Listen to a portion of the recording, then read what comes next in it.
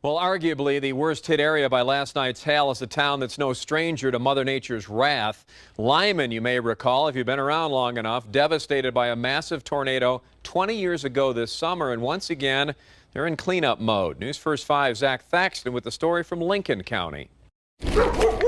Till this morning, couldn't tell how bad it was. Daylight in Limon reveals the extent of the damage from Mother Nature's own July 4th noisemakers. A relentless hailstorm lasting at least 20 minutes. This is probably actually one of the worst hailstorms that I've seen in the time that I've lived in the Limon area. The damage is obvious the moment you get into town.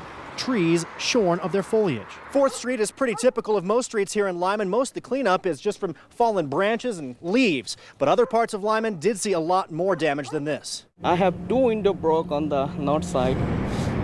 The Comfort Inn Nick Islam manages on the west edge of town still has piles of hail. Reminders of the destructive force that broke windows and took down screens. I never seen anything like that before. We heard like glass shattering and our double window pane upstairs in the living room broke. 18-year-old Hillary Langle will probably have to part with what she calls her baby, the only car she's ever owned, riddled with body damage. Had her for 3 years and they're telling me I might have to total it.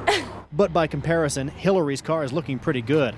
At the Chrysler dealership on Highway 71, every car on the lot took a hit. Check out the busted window and taillight on this car. $15,000 in damage to this car alone.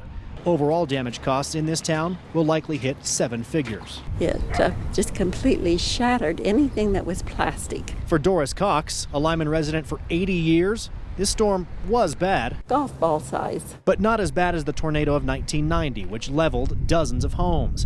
A memorable 4th of July in this town on the plains, but like the national anthem says, despite Mother Nature's own bombs bursting in air, it gave proof through the night that our flag was still there. In Limon, Zach Thaxton, News First 5.